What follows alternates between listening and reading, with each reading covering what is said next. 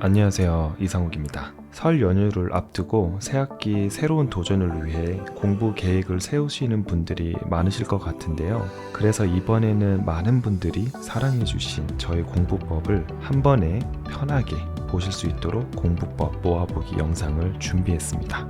연휴 동안 가볍게 보시면서 필요한 부분만 쏙쏙 참고해 주시면 좋을 것 같습니다. 그럼 파이팅 하시고 새해 복 많이 받으세요.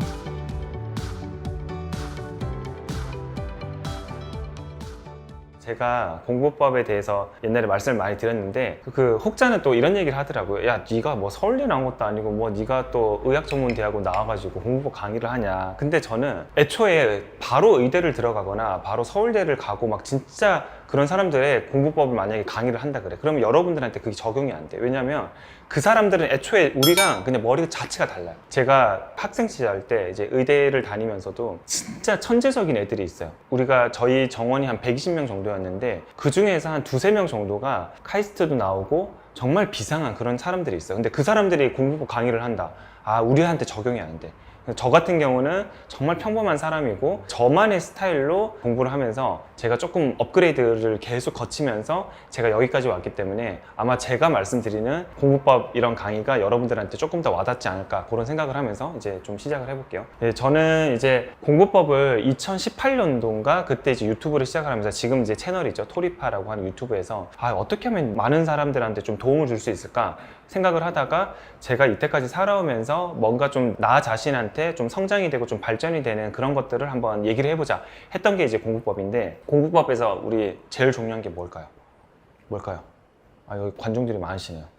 뭐가 제일 중요한 것 같아요? 자기주도적? 자기주도적? 공부법 하는 데 있어서 제일 중요한 게 있어. 정말. 자기가 뭘 공부하는지 아는 것. 뭘 공부하는지 아는 거? 그것도 아니야. 1번은 뭐냐면 믿음이 있어야 돼요. 믿음을 가지고 공부하신 적 있어요? 누구에 대한 믿음이? 나에 대한 믿음, 나 자신에 대한 믿음. 왜냐면 공부를 하다 보면은 과연 이거 내가 할 수 있을까? 이 생각을 되게 많이 하거든요. 근데 우리가 시중에 나와 있는 뭐든 뭐 수능이든 아니면 뭐 자격증이든 어떤 공부든 일반적인 사람들의 머리로, 노력으로, 그리고 나의 학습법으로 이거를 극복할 수 있도록 하는 게 지금 세상에 나와 있는 다 시험이에요.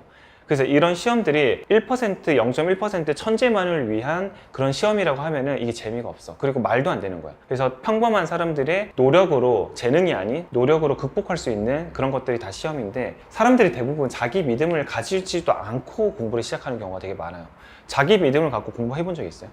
나는 이거 진짜 할 수 있다. 그런 이제 믿음을 가지고 반드시 공부를 해야 되고, 그리고 그 얘기 있잖아요. 우리가 지피지기 100점 100승. 두 번째로 가장 중요한 거는 나를 먼저 알아야 돼요. 내가 집중력이 어느 정도 되는지, 그리고 내가 기억력이 어느 정도 되는지, 나의 응용력이라든지 사고력은 어느 정도 되는지 이거를 파악을 해야 돼요. 그래서 그거를 제가 나중에 말씀을 드릴 건데, 나 자신을 먼저 알아나가는데 최소한 한 달 정도는 소비를 해야지 나를 알 수가 있어. 하루 이틀 가지고 나를 절대 알 수가 없어요. 그래서 내가 한 달 정도는 워밍업 정도로 공부를 해보시면서 이 한 달이라고 하는 기간에서 나를 완벽하게 파악을 해야 돼요. 그래야지 이 두 가지를 가지고 가야지 여러분들이 공부 잘할 수가 있어요. 그리고 아마 그런 것도 해본 적이 있을 거예요. 우리가 이제 워밍업 단계, 내가 대략 한 300페이지 되는 분량을 공부를 할 건데 이거를 내가 한 달 내로 끝낼 거야. 한 달 내로. 그럼 어떻게 공부할 거예요? 대부분 이럴 거예요. 나누기 30. 하루에 10페이지씩 하면 되네. 이렇게 생각한 적이 있죠. 그게 단순한 생각? 단순한 생각. 아니 300페이지 공부하는데 내가 한 달 동안 공부를 할 거야. 30일. 그러면 하루에 10페이지씩 공부하면 되겠네. 이런 생각 해본 적 없어요? 이렇게 공부하는 게 아니라는 거지. 공부는 이렇게 하는 게 절대 아니에요. 그럼 어떻게 공부를 해야 되는지 지금부터 말씀을 드릴게요. 자, 제가 아까 1번 뭐라고 했죠? 믿음. 누구한테? 나 자신한테 믿음을 반드시 가지시고 공부를 해야 된다. 자, 첫 번째로는 마음가짐이 중요해요. 우리가 공부를 할 때 사람들이 남들이랑 약속은 되게 잘 지켜. 근데 나랑 하는 약속은 잘 안 지켜. 맞죠? 근데 이 두 가지는 반드시 한다고 생각을 하시고 공부를 하셔야 돼요. 자, 두 번째는 내가 30일 동안 어떤 공부를 내가 한 롱런하게 1년 정도 공부를 한다. 그러면은 1년 정도 공부를 하는 거는 한 30일 동안은 나를 파악하는 시간으로 쏟으셔야 돼요. 처음부터 막 엄청 빡빡하게 공부를 절대 하는 건 아니에요. 그 예를 들면은 내가 300페이지짜리를 한 30일 동안 공부를 할 거야. 그러면은 거기에서 한 10일 정도는 나를 파악하는데 시간을 아마 쏟을 것 같아요. 자, 그게 무슨 말이냐면 우리가 일단은 제가 뭐 수능이든 아니면 어떤 길게 가는 그런 시험이든 시험 공부를 하는 보통 1년 공부를 하잖아요. 그래서 30일 동안을 공부를 할 건데 첫 번째로 중요한 게 기억력이에요. 그래서 기억력을 내가 일단 먼저 체크를 해봐야 되는데 이 기억력을 체크하는 방법은 여러분들이 오늘 공부한 내용들을 정리하는 습관을 되게 잘 길러야 돼요. 그래서 오늘 내가 어떤 거를 공부를 했고 그리고 내일은 내가 어떤 거를 공부를 했는지 그런 것들을 되게 섬세하게 좀 적으셔야 돼. 그래서 이렇게 내용들을 정리를 하고 내가 만약에 예를 들면 오늘이 금요일이야. 자, 월, 화, 수, 목 이렇게 공부한 걸 딱 적어놨잖아요. 그러면은 월요일 날 어떤 거를 공부를 했는지 딱 보잖아. 그쵸? 아, 월요일 날 내가 선사시대의 어떤 유물에 대해서 공부를 했네. 근데 대략 이렇게 공부를 했는데 기억이 안 나. 뭐지? 기억이 안 나. 예를 들면 기억이 잘 나는 사람들도 있고 기억이 안 나는 사람들도 있겠죠. 근데 저 같은 경우는 한 3일 전에 기억이 안 나거든요. 오늘이 만약에 목요일이야. 그러면 월요일 걸 딱 봤는데 기억이 가물가물해요. 저는. 사람마다 다르겠지, 기억력이. 그러면 저는 3일 전 거를 무조건 복습을 해요. 그래서 오늘 공부한 내용을 반드시 좀 세심하게, 좀 섬세하게 좀 정리를 잘 해놔야지 내가 어느 순간에서 이게 내용이 기억이 안 나는지 기억이 나는지 이런 것들을 좀 파악을 할 수가 있어. 그러면은 내가 기억력이 예를 들면은 한 3일 정도밖에 안 가. 그러면은 3일 전 거를 반드시 복습을 해야겠죠. 그럼 예를 들면 내가 오늘이 목요일이야. 그러면 저는 월요일 거를 무조건 복습을 합니다. 그리고 이제 금요일이 됐어. 금요일이 됐으면은 화요일 거를 무조건 복습을 해주는 거죠. 그래서 3일 전 거는 무조건 복습을 해준다. 자, 그리고 이제 두 번째는 이게 또 되게 중요해요. 집중력. 집중력은 사람마다 이것도 너무너무 달라요. 그래서 내가 이 집중력을 어느 정도 가는지 그거를 좀 체크를 해보셔야 되는데 이 집중력 체크하기 전에 반드시 해야 되는 게 있어요. 휴대폰 있죠, 휴대폰. 휴대폰은 금고에 넣기. 휴대폰을 금고에 넣고 나의 책상 상태나 이런 것들을 좀 정리를 좀 잘 해놓고 이 방해되는 이런 요소들을 반드시 좀 차단을 해줘야 돼요. 그 상태에서 집중력 테스트를 해야 돼. 자, 그러면은 집중력 테스트라는 거는 뭐 많겠죠. 뭐 타이머 시계도 있을 거고 아니면은 뭐 모래시계도 있을 거고. 그래서 저는 타이머 시계를 이용을 해서 보통 이제 이런 타이머 시계를 이용을 해서 제가 이제 집중력 테스트를 했었는데 이제 아무런 이제 방해 요소도 없는 상태에서 오로지 이제 책에만 전념을 해가지고 내가 그 책을 공부를 하는데 어느 순간 내가 좀 잡생각이 나는 딱 순간이 있어요. 잡생각이 나고 다른 생각이 나를 때 그 타이머를 이제 탁 눌러주는 거야. 그러면은 내가 대략 어느 정도 집중을 하고 있는지 알 수가 있어요. 아마 처음 공부하시는 분들은 한 10분이면 잘하는 거예요. 그래서 타이머를 이용을 해서 잡생각이 나는 순간 클릭을 해주는 거예요. 그래서 처음에는 보통 뭐 10분, 뭐 15분 정도 집중을 할 거예요. 근데 이거를 내가 이제 시간을 알고 있잖아요. 그러면은 그 다음부터는 이 시간대를 내가 좀 업그레이드 시킬 수가 있어요. 어떻게 하냐면 10분에서 15분 정도를 공부를 해. 그러면은 여기에서 한 5분의 1 정도 되는 시간을 휴식을 합니다. 어떻게? 산책 아니면은 하늘 보기, 하늘 바라보기. 생각들을 좀 비워주는 거예요. 그래서 이렇게 10분에서 15분 정도, 5분의 1 정도는 휴식을 하면은 한 2분에서 3분 정도 휴식을 하겠죠. 근데 집중력이 늘어가지고 내가 한 50분 정도로 집중을 했어. 그러면은 10분을 휴식을 해주는 거야. 우리 학교에서 보통 50분 수업을 하고 10분 휴식을 하잖아. 기억나요? 학창시절 기억나요? 그게 여기에 있어요. 그냥 궁금한 게 있어요. 쉬는 시간에 핸드폰은 사용? 절대 안 돼요. 그 핸드폰이 사용하는 순간 우리가 도파민이 나오면 도파민. 머리에서. 도파민이 나오면 이게 계속 흥분된 상태가 우리가 나중에 쉬더라도 이 50분에 지장을 줄 수가 있어요. 그렇기 때문에 이때는 이 10분은 그냥 머리를 비우는 시간이지 거기에 또 유튜브 보고 이렇게 하다 보면은 이 50분의 집중력이 한 또 반감돼. 한 20분, 30분 이렇게 집중력이 반감되기 때문에 공부를 하는 데 있어서는 휴대폰으로 휴식하는 건 절대 좋은 방법이 아니에요. 차라리 뭐 점심시간 내가 1시간 정도를 내가 한다 하면은 그때 그냥 휴대폰을 한 20분 정도 좀 짧게 이렇게 보고 하는 게 낫지. 또 점심시간 1시간 동안 또 휴대폰 계속 보고 있으면 그 다음에 공부에 집중을 들어가는데 시간이 너무 많이 걸려요. 그렇기 때문에 휴대폰을 보는 건 좋지가 않습니다. 그래서 학교에서 보통 50분 수업을 하고 10분을 쉬는 이유가 여기에 있다. 자, 그래서 제가 아까 말씀드렸던 그런 것들을 이제 이용을 해서 30일 동안 나를 파악을 해야 된다. 그래서 이제 저 같은 경우는 저를 파악을 한 결과 저는 그래서 이제 147, 14, 30의 공부법이 나온 거죠. 근데 이게 모든 사람들한테 적용되는 건 아니에요. 저 같은 경우는 제가 아까 말씀드린 대로 이게 뭐냐면 데이거든요, 데이. 내가 오늘 공부하면 데이 1일차고 4일째 공부하면 데이 4일차고 이런 식으로 되는 거예요. 그래서 저는 데이 4일차가 되면은 제가 3일 전 거를 잘 까먹는다 그랬잖아요. 그러니까 1일차를 복습을 해주는 거야. 그렇게 해주는 게 이제 이 공부법이에요. 그러면은 데이 7일이 되면은 1일차, 4일차를 복습을 해주는 거야. 그러니까 7일차가 되면은 복습할 게 좀 많죠. 그리고 14일차가 되면은 복습할 게 더 많죠. 그리고 30일차가 되면은 또 복습할 게 더 많아지는 거야. 그러니까 복습이 쌓이는 공부법이에요, 이게.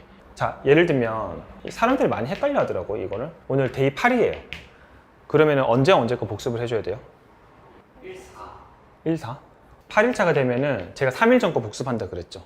그럼 데이 5. 이해돼요? 그러니까 마이너스 3, 마이너스 6 하면 되잖아. 네, 그러면 데이 2 복습해주고 요렇게. 그리고 데이 뭐 한 11일 차다. 그러면은 마이너스 3 하면은 데이 8. 그리고 마이너스 6 하면은 데이 5. 이렇게 복습을 해주는 거야. 이해되죠? 자, 그러면 14일이 됐으면은 마이너스 13까지 해줘야겠죠. 맞죠? 이런 식으로 이제 복습을 해주는 거예요.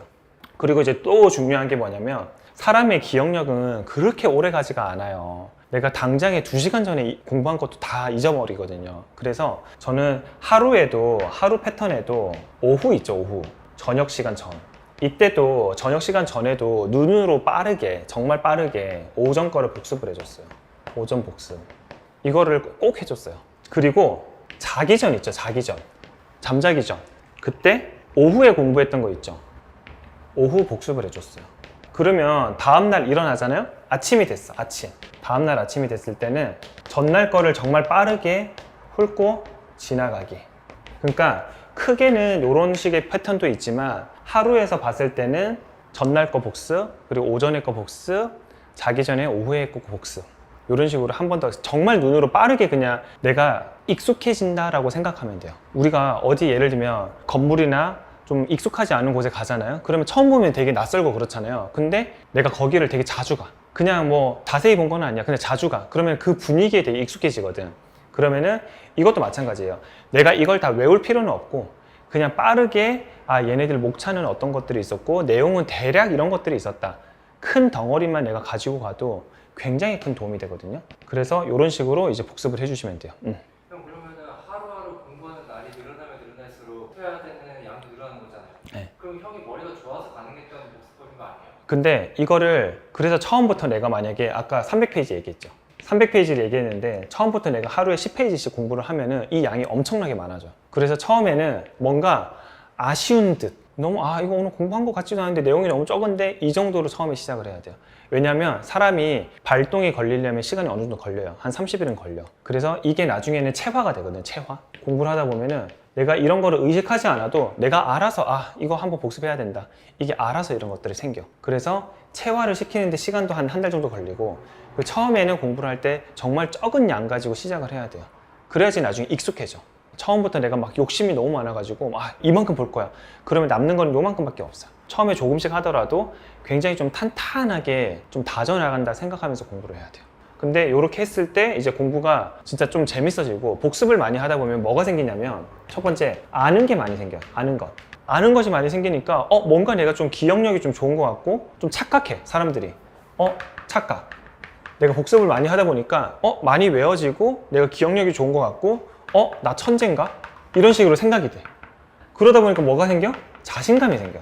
자신감이 생기다 보면 또 뭐가 생겨? 재미가 붙어요, 재미가. 그래서 결국은 공부에 대해서 좀 재미가 붙기 시작하면은 내가 그 다음부터는 진짜 순간적으로 가속도가 엄청 많이 빨리 붙어. 그래서 이 단계까지 여러분들이 가다 보면은 공부가 진짜 좀 쉬워지고 좀 재밌어져. 근데 이제 보세요. 복습이 엄청나죠? 되게 많잖아. 제가 이제 의대를 갔는데 거기가 하루에 분량이 내일 만약에 시험을 치는데 한 4과목 정도를 쳐요. 예를 들면 의대는 한 20과목 정도 시험을 치는데 한 거의 일주일 동안 시험을 쳐요. 그래서 하루에 4과목씩 시험을 치는데 한 과목당 저희가 이제 PPT라 그러죠. 파워포인트 슬라이드 개수가 한 500장에서 1000장 정도 돼요. 그럼 4000장이야. 근데 4000장을 이런 식으로 이제 복습을 하다가 미쳐버리겠죠, 사람이. 이래도 한 번을 다 못 봐, 원래.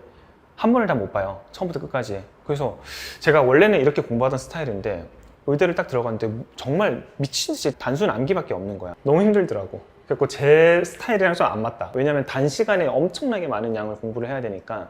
근데 이제 여러분들이 이제 대부분 수능이나 뭐 어떤 자격증이나 이런 공부들은 대부분 좀 차근차근 하는 그런 공부거든요. 그러다 보니까 이렇게 해보면 여러분들 진짜 도움이 많이 될 거예요. 그리고 제가 아까도 잠깐 말씀드렸지만 하루에 할 수 있는 패턴, 그리고 크게 가지고 갈 수 있는 이런 패턴들이 있는데, 하루에 이제 공부하는 패턴 안에서도 그 한 권의 책 안에서도 할 수 있는 그런 공부 패턴이 또 되게 많아요. 예를 들면 이제 목차를 보면서 공부한다거나 아니면 유추하는 그런 공부법이나 이런 공부법들이 되게 많은데 이 되게 재밌어. 근데 이 영상을 올릴까 말까 고민을 하고 있어요. 왜냐하면 여러분들 반응을 봐가지고 올리려고. 여러분들 반응이 선생님 저희 아이들을 위해서 한번 좀 해주세요 이러면은 그럼 좀 제가 좀 해볼까요? 이런 식으로 좀 할 수 있을 것 같은데 아무도 원하지 않는데 내가 이거 할 수가 없잖아. 그래서 이 영상이 좀 조회수나 이런 걸 좀 보고 여러분들 댓글을 통해서 세세한 공부법, 형광펜 공부법 이런 걸 알고 싶다 하시는 분들은 꼭 댓글 좀 달아주세요. 댓글 달아주셔야지 제가 그래도 좀 부끄럽지만 좀 제가 해보겠습니다 이런 식으로 좀 시작을 하죠. 그쵸? 그러니까 여러분들 댓글도 많이 달아주시고, 이런 이제 공부법들이 그래도 여러분들 인생에도, 그리고 저한테도, 저의 인생에도 많은 도움을 받았던 그런 공부법이기 때문에 어떤 공부든지 간에 여러분들이 진짜 이 패턴 여러분들 잘 알고 이런 패턴들을 체화시키다 보면은 여러 가지 시험뿐만 아니라 여러분들 인생에도 큰 도움이 되는 그런 기회가 되지 않을까 생각을 합니다.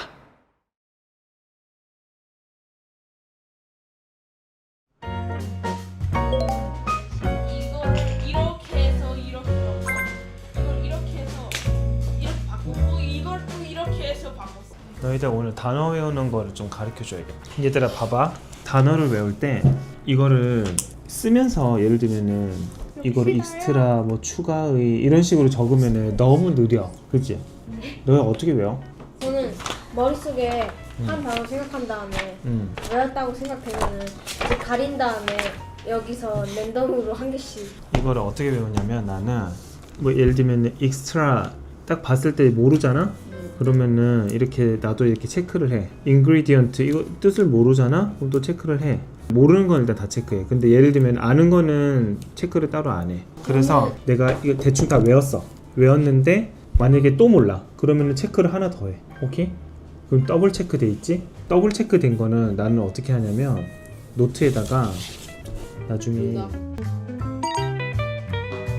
제가 어제 아이들이랑 영어 단어 이렇게 시험을 보는데 애들이 시험을 하루에 25개씩 외우는 건데 애들이 잘 못 외우더라고요. 25개 외우는데 1시간 넘게 걸린대요. 근데 진짜 제대로만 암기를 하면 1시간에 한 100개, 200개도 거뜬히 외울 수가 있거든요. 그래서 오늘 영상에서는 애들한테 제가 아무리 영어 단어를 외우는 방법을 가르쳐줘도 애들은 잘 듣지 않아. 그래서 언젠가는 얘네들이 인사이트가 생겼을 때 이 영상을 보고 영어 단어를 외우는 방법을 좀 제대로 알고 있으면 좋겠다 싶어서 오늘 영상을 좀 찍게 됐습니다. 자, 대부분 우리나라 사람들이요 영어 단어를 보고 이 스펠링에 되게 집착하는 경향이 있어요. 근데 이 스펠링은 처음부터 절대 다 알지는 못해요. 그래서 이 스펠링을 절대 집착하지 말고 처음에는 그냥 콩나물에 물 주듯이 그냥 흘려보내는 연습을 좀 많이 하셔야 돼요. 오늘 이 영어 단어는 히즈웨드 블로그에서 발췌를 해왔습니다.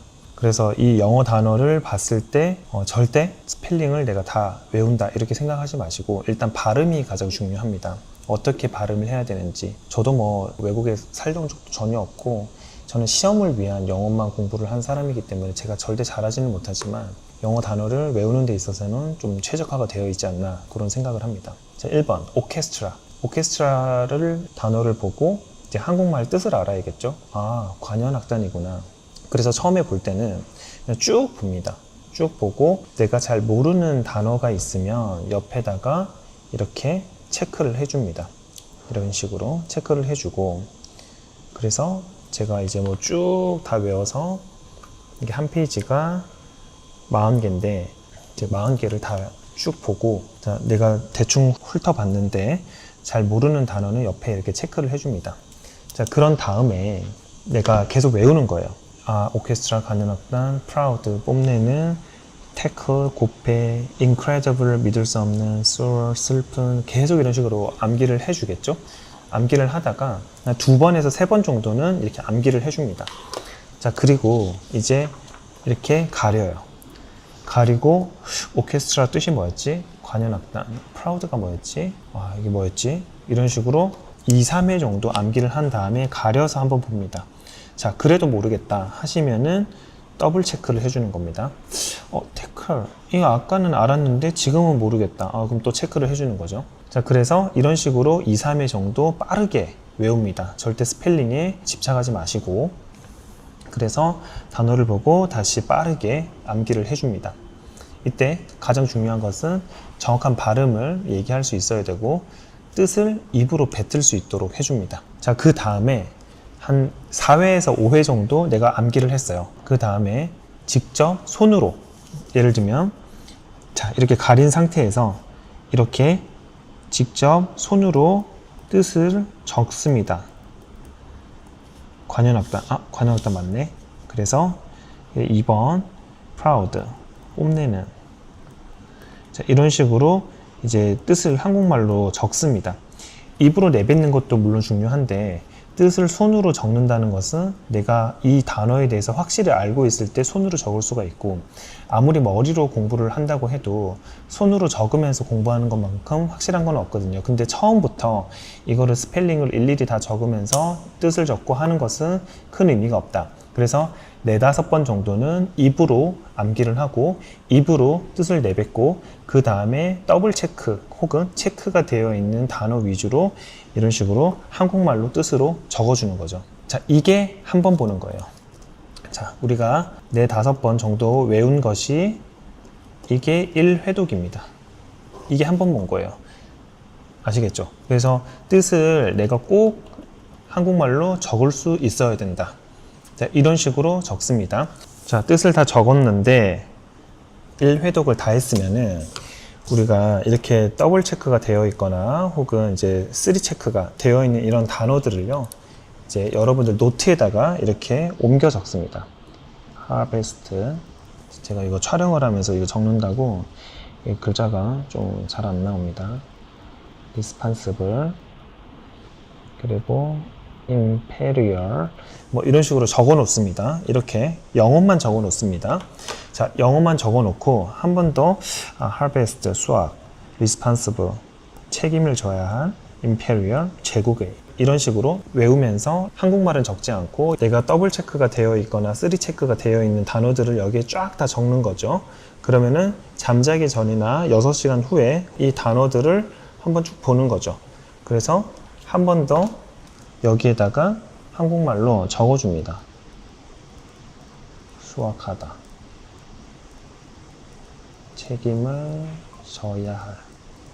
이런 식으로 적습니다. 그러면은 이것만으로도 여러분들 이 영어 단어를 외운 것들이 굉장히 장기 기억으로 갑니다. 그래서 여러분들이 처음에 4-5번 정도는 입으로 얘기를 하면서 입으로 단어 뜻을 표현을 하고 그 다음에는 가려서 내가 모르는 부분을 또 체크하고 더블 체크, 3 체크를 해주고 그 다음 더블 체크 혹은 3 체크 하는 거를 노트에다가 이렇게 옮겨 담아서 이거를 6시간 혹은 잠자기 전에 한 번 더 복습을 해주는 겁니다. 자, 이렇게 해주면 여러분들이 굉장히 단어를 수월하게 외울 수가 있는 거죠. 그래서 이런 방식으로 하면은 처음에는 1시간 동안 한 50개 정도를 외울 수 있으면 이게 나중에 내가 반복학습으로 꾸준하게 연습을 하다 보면 뇌도 발달을 하거든요. 그러면 1시간에 100개, 200개 정도는 거뜬하게 외울 수 있는 그런 경지에 오르게 됩니다. 그래서 이런 식으로 여러분들이 빠르게 콩나물 물 주듯이 학습을 해줘야 여러분들 단어를 빠르게 외울 수가 있습니다. 절대 처음부터 단어의 스펠링에 집착하지 마세요. 눈으로 보고 이 단어가 어떤 뜻인지 알 수 있고 발음을 어떻게 할 수 있는지를 여러분들이 계속 체화를 하다 보면은 나중에 내가 단어를 봤을 때 내가 스펠링을 정확하게 모른다 하더라도 내가 단어를 어떻게 발음을 하고 뜻을 알고 있으면 스펠링이 저절로 기억이 나거든요. 그래서 콩나물 물 주듯이 학습을 해줘야 여러분들이 빠르게 단어를 외울 수가 있습니다. 그리고 가장 중요한 것은 4-5시간 혹은 6시간이 지났을 때 한 번 더 복습을 해주는 거 혹은 잠자기 전에 한 번 더 복습을 해주는 거, 그리고 또 중요한 거는 3일 뒤에 한 번 더 복습을 해주는 겁니다. 그래서 내가 오늘이 월요일이면 3일 뒤인 목요일에 월요일 거를 한 번 더 복습을 반드시 해주셔야 돼요. 금요일이 됐으면은 화요일 날 내가 단어를 외웠던 거를 복습을 해주셔야 되고 토요일이 되면은 수요일 날 공부를 했던 거를 복습을 해주는 거죠. 그래서 저희 첫째가 어떤 식으로 제안을 했냐면 보통 단어를 애들 공부하는 토익 책이 있거든요. 데이 1에 있는 단어를 월요일 날 공부를 하고 2에 있는 단어를 이제 화요일 날 공부를 하재요. 그리고 수요일 날에는 데이 1, 2를 복습을 하자고 하더라고요. 그래서 목요일에는 또 데이 3를 공부를 해주고 데이 4는 또 금요일 날 공부를 해주고 그리고 토요일 날에는 또 데이 3, 4를 복습을 해주자고 하더라고요. 그리고 일요일에는 데이 1, 2, 3, 4 이런 식으로 공부를 하자고 하더라고요. 그래서 제가 애들한테 공부를 할 때도 계속 얘네들은 이제 복습에 대한 주기라든지 이런 것들이 인지가 아직 안 되어 있으니까 제가 알아서 3일째가 됐을 때는 복습을 시켜주고 이런 거를 제가 알아서 해줬는데 첫째가 이런 식으로 아빠 공부를 해보면 어떻겠냐 어제 그런 얘기를 하길래 되게 장하다 기특하다라는 생각을 많이 했습니다. 그래서 이렇게 공부를 해주다 보면은 여러분들도 단어를 굉장히 장기 기억으로 가지고 갈 수가 있고 이런 것들이 누적이 되다 보면은 단어를 외우는데 굉장히 수월하게 하실 수 있을 거라고 생각을 합니다.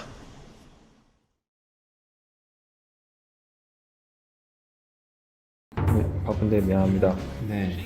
이거 10분 만에 한번 외워봐요. 10분 만에. 지금 이거를 10분 만에 외우라고요? 네. 어떻게 외울 거예요? 저요? 네. 저는 포기할 건데요. 저는 이거 10분 만에 못해요. 우리는 할 수 있다. 아, 할 수 있다고요? 할 수 있다. 아, 우리 윤경님, 이게 항생제 종류인데 요거를 만약에 10분 만에 외우라고 그래요. 그러면 어떻게 외울 것 같아요?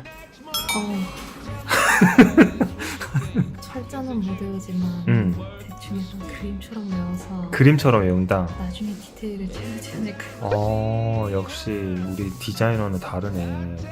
기사님, 요거 10분 안에 외우라고 그러면 어떻게 외울 거예요? 이걸 10분 안에 외울 수가 있어요, 이게는? 아니, 너무 어려운데요? 아니, 안 외우고 지금.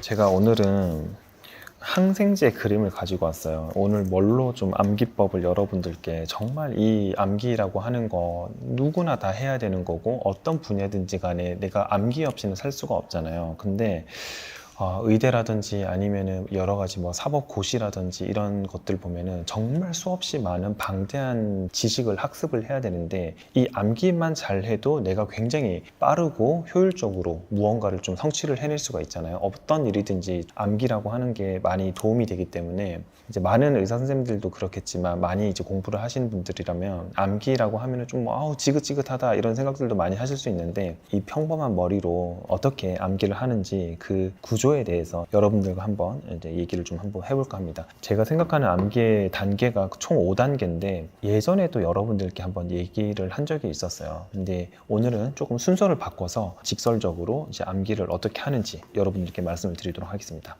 오늘 가지고 온 이 그림이요. 이제 항생제 그림인데요. 이 항생제는 저도 처음에 봤을 때 헉했어요. 이거를 뭐 어떻게 외우라는 거야? 그래서 저희 이제 코스모 회사의 이제 팀원들한테도 이렇게 물어보니까 이거 10분 만에 외워라. 10분 만에 외울 수 있겠냐? 이렇게 얘기를 하니까 다들 이제 제각각 자신들이 가지고 있는 이런 암기 방법들을 얘기를 서두에 제가 넣어드렸잖아요. 근데 저는 이제 어떻게 하냐면 이 그림이 굉장히 그래도 예쁘게 잘 그려져 있는데 이 그림을 만들기 위해서 이 저자는 얼마나 많은 노력을 했겠어요. 그렇죠? 우리한테 최대한 쉽게 설명을 하기 위해서 이 그림을 그렸단 말이죠. 그러면은 우리는 이 그림을 그린 사람한테 감사의 마음을 좀 전달해야 되고 그리고 이 사람이 얼마나 수고스러운 상황이었는지도 한번 우리가 체감을 한번 해봐야 됩니다. 그래서 되게 감사하죠. 보통 이렇게 보면은 대부분 쭉 그냥 읽으면서 종이에 적으면서 이렇게 외운다고 해요. 근데 저는 일단 큰 틀, 이게 어떻게 보면은 나중에 또 말씀을 드릴 수 있는 목차 공부법의 하나인데 큰 목차를 하나 그립니다. 우리가 밤하늘에 별이 정말 만약에 무수히 많으면은 그 안에서 북두칠성을 내가 만들고 그리고 어떤 뭐 전갈 자리라든지 물병 자리라든지 이런 큰 틀을 가지고 내가 한번 본 다음에 그 다음에 좀 세세한 그런 별들을 보는 것처럼 이것도 마찬가지예요. 자, 크게는 1번 그리고 2번 3번, 4번, 5번 이렇게 있습니다. 그렇죠? 이게 우리가 항생제라고 하는 게 크게 5가지 종류가 되어 있구나를 알고 계시면 돼요. 그래서 여러분들이 이제 눈을 딱 감고 항생제라고 하면 5가지가 있어. 큰 틀에는 무조건 그냥 5가지가 있어. 이것만 알고 있어도 굉장히 큰 성공입니다. 그래서 자, 1번을 한번 볼게요. 자, 1번을 쭉 가니까 세포벽, 이게 세균이거든요. 이게 세균. 세포벽을 합성을 억제를 시킨대요. 아, 항생제가 이 가장 바깥에 있는 이런 세포벽을 공격하는 항생제가 있구나. 그리고 2번은 세포벽을 지나가지고 안쪽에 보면은 두 번째 막이 있는데, 두 번째 방어막이 있는데, 이 세포막이라고 하는 거를 공격하는 항생제가 있구나를 이제 생각을 하시면 되고, 자, 안쪽으로 그럼 들어가겠죠. 겉을 다 뚫어가지고 들어가면은 안에 가니까 큰 먼 덩어리가 3개가 딱 있어. DNA 같은 애들이 있고, 그리고 어떤 덩어리 같은 애들이 있고, 리보솜이라고 하는데, 그리고 엽산이라고 하는 솔릭 애시드죠. 엽산이라고 하는 애 큰 덩어리가 3개가 있는 거야. 그래서 3번은 이 리보솜이라고 하는 이게 단백질 덩어리를 합성을 억제를 시키니까 세균이 죽어버리겠구나, 이 생각을 하면 되는 거죠. 자, 4번은요, DNA하고 mRNA하고 이런 것들 핵산이라고 하는데, 이 DNA하고 RNA 같은 애들을 합성을 억제를 해주는 게 또 이 항생제의 역할이구나. 자, 마지막 5번째는 이 마지막 덩어리 엽산을 합성을 억제시키는 게 또 이 항생제의 역할이구나. 그러니까 벽이 있는 방어막 2군데가 있는데, 세포벽이랑 세포막이 있었고, 안쪽에는 큰 새 덩어리가 있었는데 엽산하고 핵산하고 리보솜, 이 3가지를 망쳐버리면 이 세균은 죽어버리는 거구나를 이해를 하시면 돼요. 처음부터 절대 이렇게 외우시면 안 되는 거죠. 자, 그러면은 이렇게 덮습니다. 덮어요. 자, 우리가 두 번째 중요한 게 아웃풋 연습이거든요. 내가 큰 틀을 잡았으면은 아웃풋 연습을 하는 거예요. 입으로 하셔도 좋고, 나중에는 손으로 이렇게 직접 적으시는 게 가장 좋습니다. 자, 우리가 항생제를 방금 공부를 했는데, 항생제는 크게 5종류가 있었어. 근데 항생제가 세균이 이렇게 있으면 얘네들이 막을 2개를 갖고 있는데, 세포벽을 망가뜨리는 거, 세포막을 망가뜨리는 거, 큰 덩어리 3개가 있는데, 하나는 리보솜이라고 하는 단백질을 망가뜨리는 거, 하나는 핵산을 망가뜨리는 거, 하나는 엽산을 망가뜨리는 거, 이렇게 3가지가 있다. 그래서 큰 종류가 5가지가 있구나는 이제 여러분들 절대 잊어먹지가 않습니다. 자, 다시 돌아와서 여러분들 이제 이해는 되셨죠? 근데 이제 하나하나 볼 거예요. 세포벽을 합성하는, 억제하는 그런 항생제들은 어떤 것들이 있을까? 이게 너무 궁금하잖아요. 근데 보면은 너무 많아요. 무슨 말인지도 모르겠어. 이 스펠링도 너무 어려워. 그쵸? 근데 저는 어떻게 공부하냐면, 이 중에서 가장 친근한 아이를 하나 고릅니다. 제가 가장 친근한 아이는요, 바로 이 페니실린이라고 하는 거예요. 페니실린. 여러분들도 많이 들어보셨죠? 페니실린. 이런 페니실린. 그리고 이제 2번, 세포막이었잖아요. 세포막을 좀 변화시키는 그런 이제 항생제의 종류는 뭐가 좀 또 익숙할까요? 뭐 좀 들어봤는데, 답토마이신. 뭔가 좀 막을 좀 깨트렸으니까 좀 답답하기도 하고, 답토마이신. 이 한 개만 딱 외웁니다. 하나만. 자, 그리고 3번. 우리가 단백질, 아까 리보솜이라고 하는 단백질을 억제시키는 거, 뭐 이게 되게 너무 많잖아요. 너무너무 많은데, 그 중에서 나는 이거 여드름균에서 많이 치료를 했던 거다. 우리 왜 크레오신티 이런 거 있잖아요. 클린다마이신, 이런 것들이 있구나. 자, 4번은 핵산을 억제시켜주는 그런 항생제, 또 제일 익숙한 항생제를 한번 찾아보는 거예요. 리팜핀 이런 것들도 좀 들어봤어. 리팜핀. 자, 그리고 마지막 5번째, 엽산의 협성을 억제시키는 거. 이거 2개 다 뭔가 좀 어렵긴 한데, 너무 어렵네. 그래서 설포나마이드. 슬프네. 설포나마이드. 아는 게 없어서 슬프네. 설포나마이드. 이런 식으로 한 개씩만 외웁니다. 자, 그러면은 처음에는 페니실린이 있었죠. 그리고 세포막까지 없애니까 좀 답답했다. 답토마이신이 있었죠. 그리고 클린다마이신, 여드름균 치료할 때 쓰는 클린다마이신이 있었죠. 그리고 리팜핀이 있었죠. 그리고 아무것도 잘 몰라가지고 슬포나마이드 있었죠. 이렇게 5가지 정도만 외웁니다. 그래서 여러분들이 이 항생제 파트는 이제 덮어버리는 거예요. 이제 덮어.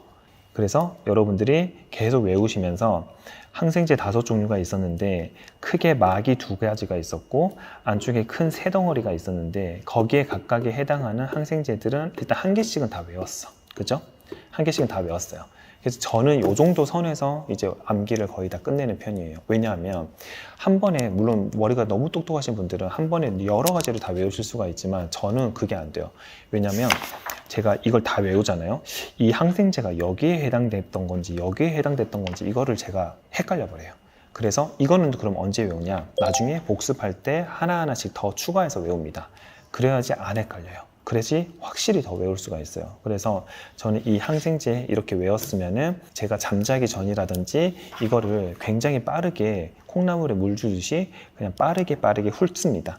그래서 눈으로 되게 익숙하게 만드는 거죠. 아, 페니실린이랑 한 개만 더 외워볼까? 카바페넴, 그리고 뭐 세팔로스포린, 이 정도 그냥 눈에 더 익히자 정도로 암기를 하는 거죠.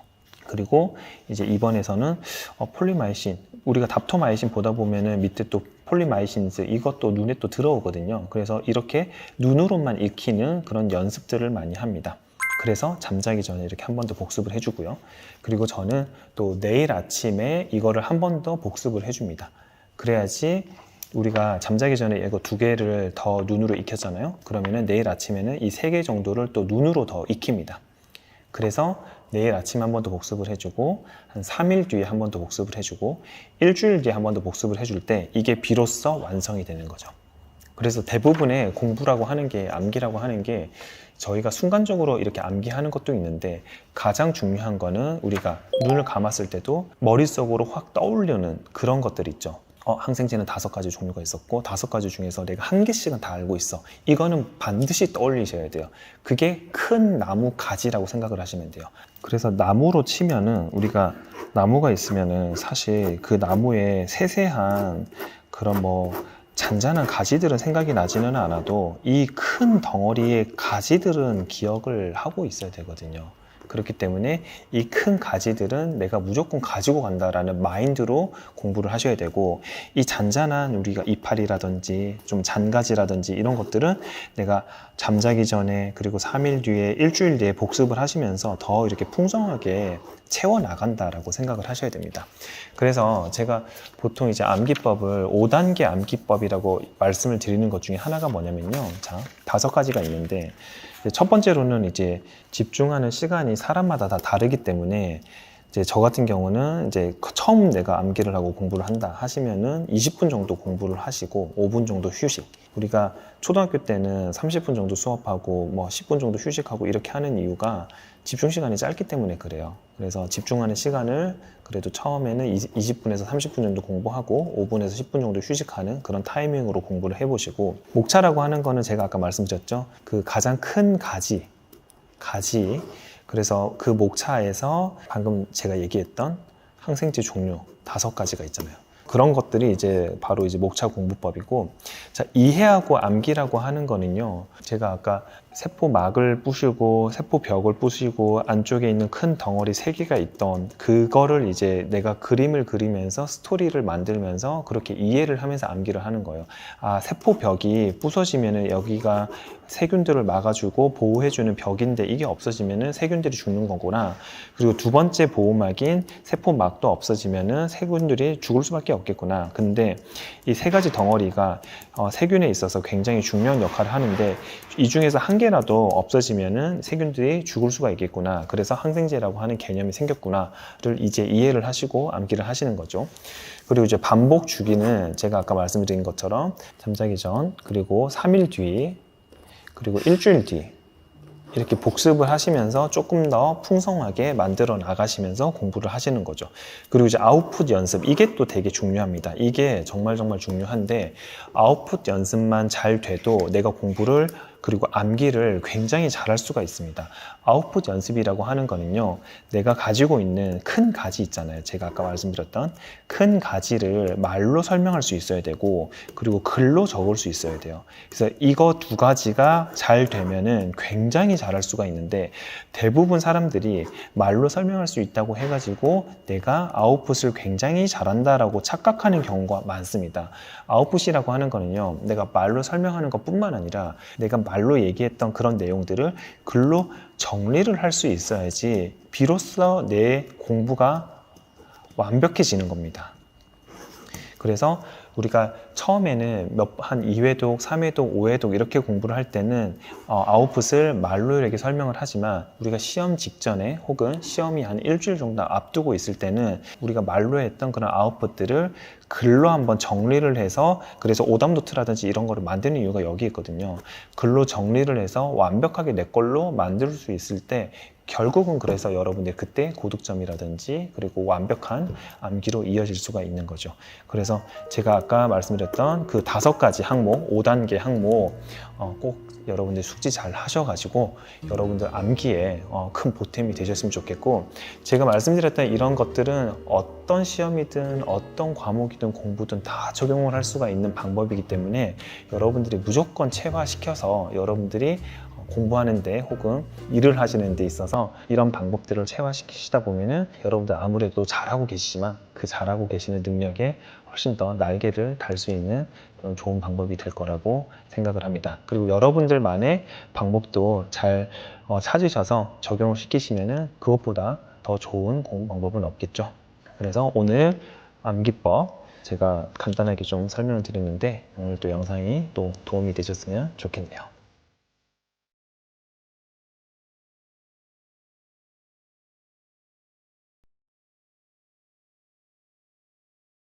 안녕하세요, 토리파입니다.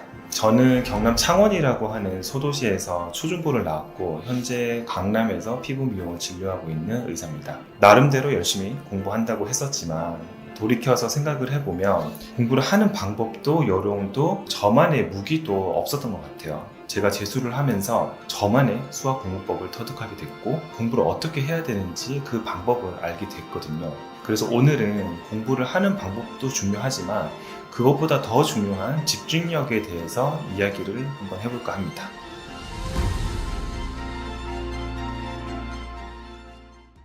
집중이라고 하는 거는요, 저는 그렇게 생각을 해요. 뇌를 좀 속인다라고 생각을 하셔야 돼요. 집중력을 내가 노력으로 극복을 한다, 이거는 제가 볼 때는 좀 불가능한 얘기거든요. 이게 무슨 말이냐면 우리 뇌 같은 경우는요, 온갖 수천 가지의 생각들을 한꺼번에 많이 하기 때문에 이 생각의 흐름 안에서 내가 오로지 이 책 그리고 공부에만 집중을 할 수 있는 게 굉장히 쉽지가 않아요. 억지로 이런 잡생각이 나는 것들을 누르려고 하다 보면은 서로 이렇게 마찰이 생기거든요. 그래서 이 뇌를 속이는 연습을 하셔야 되는 겁니다. 자, 일단 제목을 먼저 써라. 혹은 손을 먼저 쓰게 하게 되면은 집중을 하기 시작합니다. 우리가 공부를 할 때 가장 강력한 적 중에 하나가 바로 이 손이거든요. 일단 그것 자체만으로도 뇌를 조금 속일 수가 있어요. 근데 이 쓰는 공부는요, 효율이 굉장히 떨어져요. 내가 집중력을 예열하기 위해서 사용하는 방법이다 라고 생각을 하시면 될 것 같아요.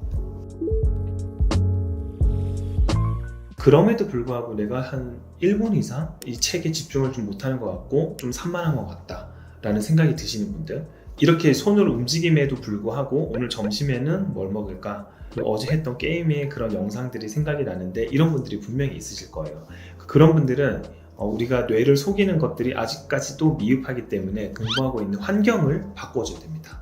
저 같은 경우는 제가 집에서 공부를 잘 못해요. 그래서 저는 무조건 도서관을 갔어요. 그리고 나중에 여러분들이 하루에 공부 집중하는 공부 시간 8시간, 10시간, 12시간 이런 식으로 되잖아요. 내가 이제 게임이 아니라 아까 공부했던 그 수학 문제가 생각이 나요. 아, 그거를 이렇게 풀었으면 어땠을까? 저렇게 풀었으면 어땠을까? 그러면 이제 여러분들이 진짜 득도의 경지에 올라가게 되는 거예요. 그래서 가장 중요한 거는 환경을 바꿔서 뇌를 속이는 그런 연습들을 시작을 한다. 이게 굉장히 중요한 패턴입니다. 자, 그래서 시작은 글쓰기를 해주고 그리고 메모도 해주고 손을 움직이면서 이렇게 예열을 했잖아요. 그러면 집중력이 이렇게 쭉 올라가기 시작합니다. 이때 중요한 게 이제 바로 아웃풋 공부로 예열된 이런 이제 열기를 조금 더 가속화를 시켜주는 거예요. 바로 이제 노트에 쓰기는 써요. 선생님이 얘기하는 거 혹은 인터넷 강의를 들으면서 쓰기는 쓰는데 이거를 내 걸로 나의 언어로 바꾸어서 그 노트에다가 다시 적는 걸 얘기를 해요. 나의 언어로 쉽게 설명을 하면서 적고 그리고 요약하고 그 정리된 내용을 인출하고 그런 것들이 이제 바로 수동적인 공부가 아니라 능동적인 공부인데 이게 굉장히 중요합니다. 처음에 예열을 하다가 갑자기 이제 이 뜨거운 열기로 팍 이렇게 올라가는 그 공부의 패턴이 바로 아웃풋 공부예요. 그래서 인출하면서 공부를 한다. 그렇게 생각을 하시면 될 것 같아요. 또 여기서 또 되게 중요한 포인트는 뭐냐면 우리가 집중이 잘 된다고 해가지고 막 2시간, 3시간씩 처음부터 막 앉아있는 거예요. 너무 집중이 잘 되는데 공부가 막 술술술 되고 근데 이때 또 되게 중요한 게 흐름을 한 번 더 끊어주는 거예요. 이게 왜 그러냐면 처음에 집중이 아무리 잘 돼도 한 30분에서 40분 정도 공부를 해주고 그 다음에 5분에서 7분 정도 휴식 시간을 가져주는 거예요. 그러면은 뇌는 어떤 식으로 반응을 하냐면 아니 공부가 잘 되는데 왜 이 흐름을 끊지? 나 더 하고 싶은데 이런 식으로 이제 도파민이 막 분출되기 시작합니다. 그러면은 우리가 5분에서 7분 정도 휴식을 하고 다시 이제 공부에 임했을 때는 손을 움직이면서 쓰면서 하는 공부가 필요가 없어지는 거예요. 바로 이제 예열된 뜨거운 그 열기를 가지고 공부를 바로 또 시작할 수가 있어요. 그래서 아무리 내가 집중이 잘 되더라도 1시간, 2시간 이런 식으로 계속 몰아붙이게 되면은 머리는 굉장히 좀 피곤해지거든요. 그럼 피곤해지면은 우리 포도당이 떨어지고 그러면서 좀 잠이 오기 시작합니다. 그렇기 때문에 30분에서 40분 정도 공부를 집중을 해주고 휴식 시간을 반드시 가져주고 다시 이제 공부를 임하고 또 휴식 시간을 가져주고 이런 식의 패턴을 반복을 해주면은 도파민이 순간적으로 계속 분출되면서 공부에 임할 수가 있기 때문에 잠도 좀 덜 오고 그리고 조금 더 집중이 계단식으로 잘 되는 게 아마 느껴지실 거예요. 그렇기 때문에 중간중간에 휴식 시간은 반드시 가져주시는 게 또 되게 중요한 포인트입니다. 자, 그리고 이제 내가 만약에 이런 패턴으로 한 5시간, 6시간을 공부를 했어요. 그러면은 조금 이제 뭔가 좀 지루하기도 하고 약간 졸리기도 하고 뭔가 집중력이 이제 좀 떨어진다는 느낌을 좀 받을 때가 있는데 이럴 때는 내가 공부하는 패턴의 환기를 좀 시켜주는 것도 좋은 방법입니다. 패턴의 환기는 뭐냐면 내가 글을 줄줄줄줄 쭉 읽으면서 쓰면서 그리고 리마인드 하면서 능동적인 공부를 하고 있었지만 그래도 이거를 다시 한번 체크하는 느낌으로 문제풀이라든지 그리고 그 내용들을 확인할 수 있는 체크리스트라든지 이런 것들을 만들어서 되새김질을 해주는 그런 공부를 중간중간에 넣어주시는 거죠. 내가 뭔가 좀 문제를 풀면서 해냈어.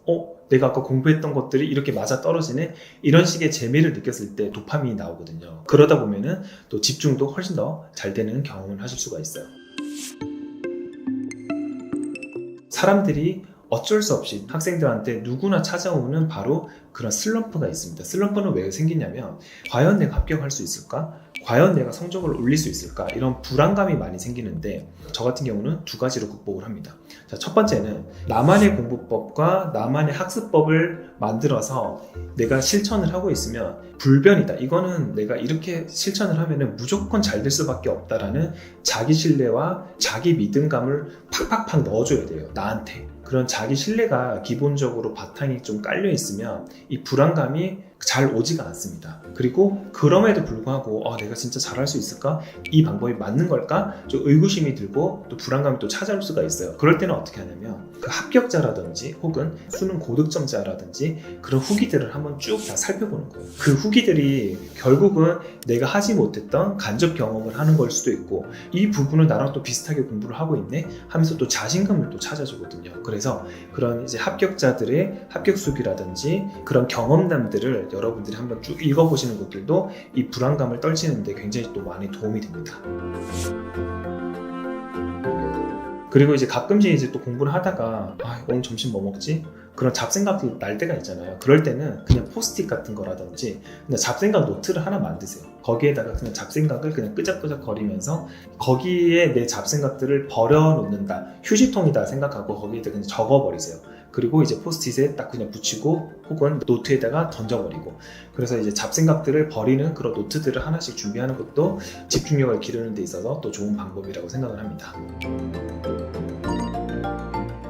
자, 오늘은 집중이 잘 안 될 때는 어떤 식으로 생각을 하고 실천을 했는지 그런 집중력을 기를 수 있는 훈련할 수 있는 뇌를 속이는 그런 방법에 대해서 말씀을 드렸는데 집중력은 내 노력과 끈기도 물론 중요하지만 결국은 나의 뇌를 좀 속이는 그런 작업이다 라고 생각을 하시면 좋을 것 같습니다. 집중력 기르는 방법 여러분들도 하실 수가 있습니다.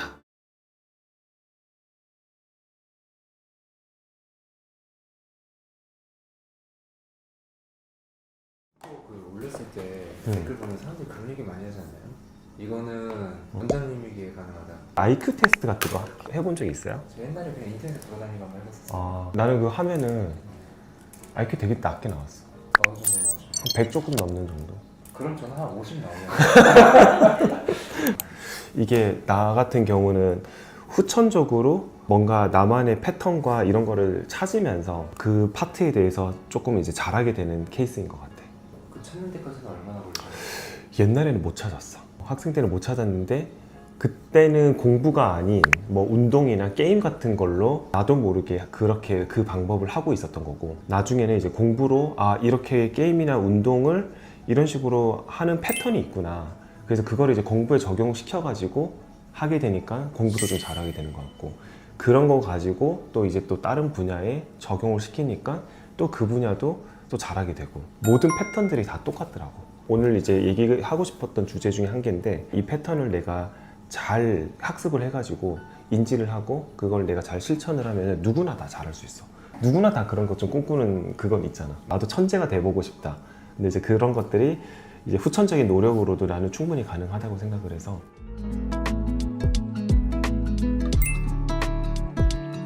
내가 이제 가장 중요하게 생각하는 것 중에 하나가 뭐냐면, 첫 번째는 시스템 학습법이라고 생각을 해. 시스템 학습법. 우리가 뭔가 맨날 매일매일 하고 있는 그런 습관들 있지 않아요? 저는 일어나자마자 핸드폰으로 뉴스를 봐요. 그래서 누구나 사람들이 의식을 하지 않고, 그러니까 우리 왜 막 소변이 마려우면 화장에 가서 그냥 볼일 보잖아. 그 의식하고 하는 거 아니잖아. 막 실눈 뜨면서 잠잘 때도 잠자다가 막 소변 마려우면 일어나서 그냥 화장실 갔다 오고, 이런 게 이제 무의식 중에 내가 규칙성을 가지고 있는 행동들인데, 그런 행동들을 잘 캐치를 해서 그거를 나의 패턴으로 만들어야 돼. 그러니까 이제 뭐 내가 공부를 할 때도 그냥 이렇게 읽는 게 아니라 정말 무의식 중에서도 내가 학습을 하는 그런 패턴이 항상 있어야 돼. 이제 그 패턴을 찾아가지고 그거를 완전히 이제 무의식 경지까지 올려야 돼. 그 손오공 주인공이 가장 강한 단계가 뭔지 알아? 초사이어인 이런 거 있잖아. 알아? 단어가 있거든. 무의식의 극이라고 하는 단어가 있어. 그러니까 그 친구도 무의식 중에 자기의 이제 그 분출된 힘을 막 이렇게 올려서 컨트롤하는 경지를 얘기를 하는데, 그런 경지로 우리는 가야 돼. 우리가 왜 박스 포장 같은 거 하는 사람들, 달인들 영상들 보면 막 이렇게 안 보면서 막 이렇게 하잖아. 맞아요. 그게 이제 무의식 중에 규칙적인 패턴의 행동이야. 그러니까 완전 반복적인 학습으로 인해서 무의식 중에도 내가 이걸 잘할 수 있는 그런 학습을 얘기를 하는 거야. 그게 이제 가장 모든 분야에서 한 80%는 차지를 해. 엄청 중요하죠. 엄청 중요해. 예를 들어 이제 내가 농구를 좋아하는데 야투라고 하잖아. 슛 쏘는 거. 네.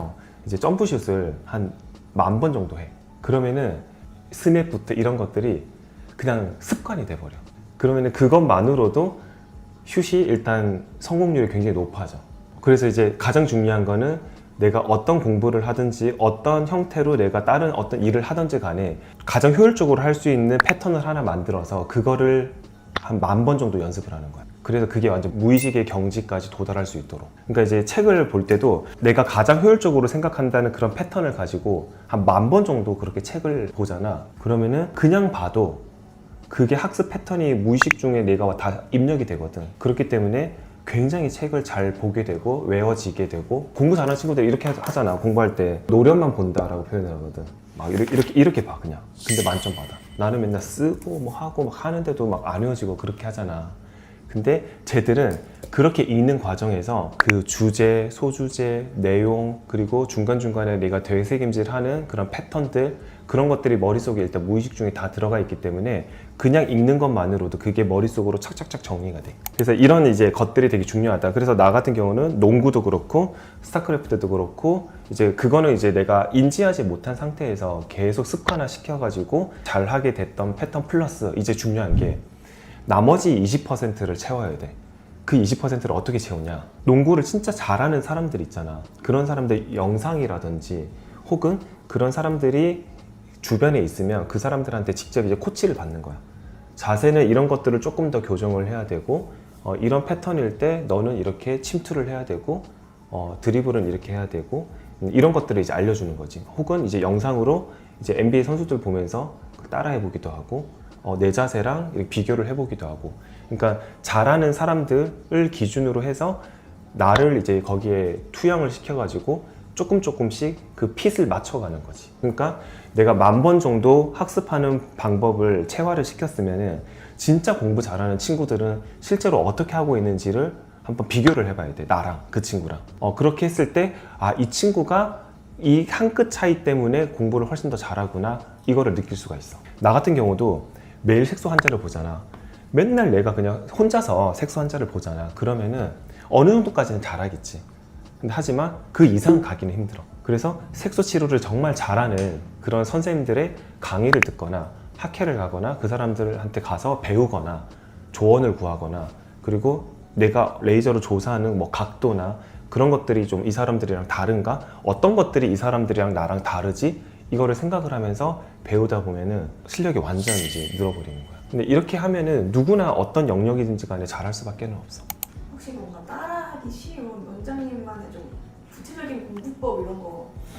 그래서 책을 가지고 왔어. 내가 이거는 이제 국가고시 공부할 때 했던 건데, 이제 여기를 보면 토리 질환이잖아. 근데 이제 이 한 장을 정말 빠르게 외워야 되거든. 이런 한 장은 외우는데 이게 얼마나 걸릴 것 같아? 의대에서 이 양을 외우려면은 적어도 5분 안에 외워야 돼. 30분이라고 생각을 근데 내가 아까 얘기했던 그 패턴 있잖아. 그 패턴이 습관화가 되잖아. 그러면은 이거 금방 외워. 나는 어떤 패턴이 있었냐면, 이제 토리 질환 하면은 2개가 있다를 먼저 생각해. 그래서 감염에 관련된 거, 약물에 관련된 거 딱 2개 있다. 이거를 먼저 외우는 거야. 이것만 외워도 50%를 외웠어. 지금 외웠지? 감염에 관련된 거, 약물에 관련된 거 2개. 감염, 약물 2개 외웠어요. 그거 2개 외웠잖아. 자, 그러면은 이제 감염에 관련된 게 보면은 하나, 둘, 셋, 넷, 다섯, 6개가 나오거든. 그리고 이제 약물에 관련된 거는 1개, 2개, 3개, 4개가 나와. 2개, 6개, 4개만 딱 외우면 돼. 그리고 자세한 거 있지? 안쪽에 이제 짜잘하게 있는 것들은 그냥 눈으로만 보고 지나가. 다음 단원 가기 전에 한 번 더 이제 뒤집어서 그 세부적인 내용들을 한 번 더 보는 거야. 그래서 이제 노트를 준비를 해가지고 노트를 준비를 해. 그래서 여기에다가 자, 1번은 이제 여기에 토리라고 딱 적는 거야. 그래서 우리가 2가지가 있었잖아. 감염에 관련된 거, 그리고 약물에 관련된 거. 그리고 감염에 관련된 게 아까 6가지가 있었고, 약물에 관련된 가지가 4가지가 있었어. 그래서 6가지를 여기 오른쪽에 반을 접어가지고 오른쪽에 6가지를 적는 거야. 그리고 약물에 관련된 거 여기 4가지를 적는 거야. 여기에다가. 그러고 이제 또 넘어가. 그래서 또 딱 공부하다가 또 이제 이런 것들도 여기 또 적겠지. 알레르기성 여기 또 적겠지. 그리고 이제 나중에 복습을 해. 여기에서 이제 나오는 게 파인만 학습법이거든. 그래서 여기에서 이거를 이렇게 접어. 그러면은 감염 6가지, 약물 4가지 있잖아. 네. 그 6가지를 여기 다 적어놨는데 안 보이잖아. 네. 그거를 내가 리마인드를 하는 거야. 6가지 뭐 있었지? 4가지는 뭐 있었지? 그래서 리마인드 하면서 그 6가지 안에서도 또 세부적인 항목들을 내가 아이들한테 설명하는 것처럼 공부를 하는 거야. 그냥 그 책을 달달달달 외우는 게 아닌 것 같아요. 그치. 왜냐면 내가 이거를 줄줄줄줄 읽잖아. 그러면은 기억이 전혀 안 나. 근데 우리가 5분 안에 이거를 빨리 외워야 되기 때문에 6개, 4개 정도는 외울 수가 있잖아. 그리고 가장 중요한 포인트가, 나는 되게 재밌는 게 이런 책이라고 하는 게 목차가 보면 1번이 정의잖아. 1번이 정의고 2번이 원인이잖아. 3번이 의심할 수 있는 상황, 이런 것들이 나오잖아. 이게 책의 목차가 되게 재밌는 게, 이 목차의 순서에 대해서 한번 의구심을 품어본 적이 있어? 기승전결이 있는 건가요? 그렇지. 그런 거지. 왜냐면 이거를 쓴 사람도 어떻게 하면 이 읽는 사람이 더 잘 이해할까를 고민하면서 쓰지 않았겠어? 그러니까 이제 우리는 그것들도 이해를 하면서 공부를 하는 거야. 되게 딱딱한 의학이 스토리 전개가 되잖아. 그러면은 나도 모르게 호기심이 생기고, 그거 진단 어떻게 했더라? 이제 나중에 복습하면서, 그거 치료 어떻게 했더라? 그거 언제 의심을 볼 수 있더라? 이렇게 이제 호기심을 자극하게 되는 거야.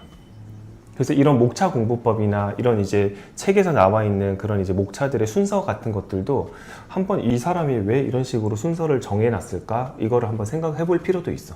그냥 책을 막 쓰는 게 아니잖아. 우리 항상 출제자의 의도를 파악하라라고 얘기를 하듯이. 그러면은 내가 궁금증을 가지는 순간 이 책의 내용이 훨씬 더 잘 들어와. 자연스럽게 올라가네. 그치. 근데 일방적으로 내가 이거를 막 그냥 막 아무 생각 없이 읽다 보면은 재미도 없고 외워지지도 않고 아무런 이제 효과도 없고 다 잊어버리고. 그럼 대학교에서 시험을 보는데 이 교수님은 약간 이런 스타일이 있다 보니까 이런 쪽으로 공부를 하면은 좀 가수이 높다. 그치. 이런 게 있나요? 당연히 있지. 지금 내가 막 얘기할 때 특별히 막 더 강조하는 그런 게 있어. 목차 공부법. 그리고 스토리 전개하면서 읽어. 약간 이렇게 하는 것처럼 교수님들도 자기가 수업할 때 억양의 변화나 강세나 악센트를 주는 포인트나 이런 것들이 다 있거든. 그래서 수업 시간에 잘 들으면 출제자의 의도를 100% 파악을 할 수가 있어. 근데 이제 대부분 자잖아, 수업 시간에. 그래서 친구들 막 별표 친 것만 보잖아. 근데 엉뚱한 거 별표 치놓은 친구들이 되게 많거든. 나 같은 경우는 교수님들이 포인트 했다 그래서 P라고 적어놨는데, 그래서 친구들이 항상 내 거를 P를 보러 왔어. 마지막으로 제일 중요한 게 목표 설정이거든. 나는 자동차를 되게 좋아해가지고, 아니면은 뭐 내가 이제 집을 사고 싶어. 목표 설정을 딱 했어. 그러면 대부분 사람들이 어떻게 할까? 그냥 바라만 보지 않아요? 그치. 바람은 뭐지. 나 갖고 싶다. 언젠가는 뭐 저렇게 살 수 살고 있겠지? 싶다.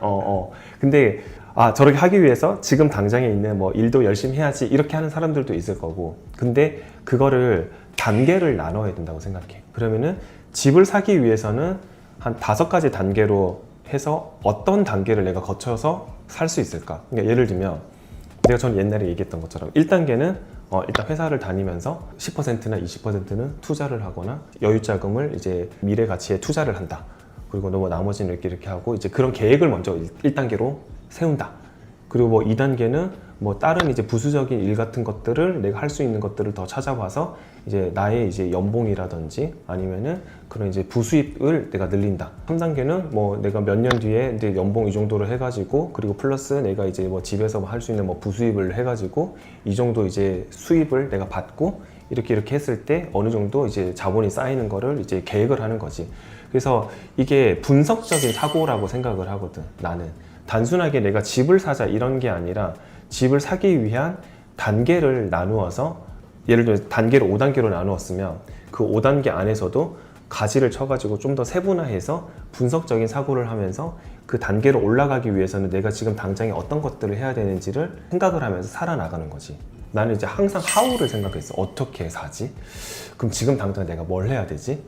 이런 생각들을 되게 많이 했거든. 그래서 단계를 만들고 그 실천 방안들을 정리를 하고 기록을 하면서 클리어 해나가면서 이제 계속 했지. 그래서 그때부터는 내가 할 수 있는 거는, 그때 당시에는 이제 블로그, 공부에는 다른 일들을 하면 안 돼.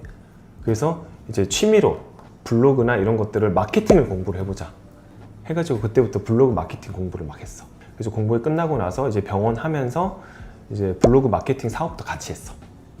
그때 회사도 만들었었어. 그러면은 그거를 이제 목표를 이루기 위해서 뭔가 탄다고 분석하고 리스트를 짠다 그랬잖아요. 좀 막히거나 이제 좌절되거나 뭐 이런 적은 없어요? 항상 많지. 그럴 때는 어떻게 했어요? 근데 그래도 그냥 해. 그냥 keep going. 내가 이제 중간에 막히거나 해도 만약에 돌멩이 하나 막혀 있어. 그러면 돌아가면 되잖아. 그래서 지금 우리 닥터코스모 회사도 운영을 하고 있지만 결국은 그 사람들도 뭐 아모레 퍼시픽이나 뭐 로레알이나 누군가도 처음에는 우리처럼 작은 회사였을 거란 얘기야. 그치? 아마존도 그래. 아마존도 그렇고 애플도 그렇고 모든 회사가 다 작은 회사에서 시작을 했는데 저들이 했던 방식들이나 패턴들이 난 분명히 있을 거라 생각하거든. 그래서 나는 저거를 연습을 많이 해서 저들이 어떻게 저런 장애물들을 넘어갔는지를 계속 분석하고 시도해보고 도전해보고 하다 보면 우리 회사도 글로벌로 갈 수 있지 않을까, 그런 생각을 지금 많이 합니다. 지금 뭐 이제 뭐 갑자기 천재 얘기하다가 갑자기 또 인생사까지 돌아서 이렇게 왔는데 저는 그렇게 생각을 해요. 이런 패턴으로 여러분들이 노력하시다 보면은 어떤 분야든지 간에 여러분들이 적어도 저는 상위 10% 안에 들 수 있는 사람이 될 거라고 생각을 합니다. 2026년도는 화이팅!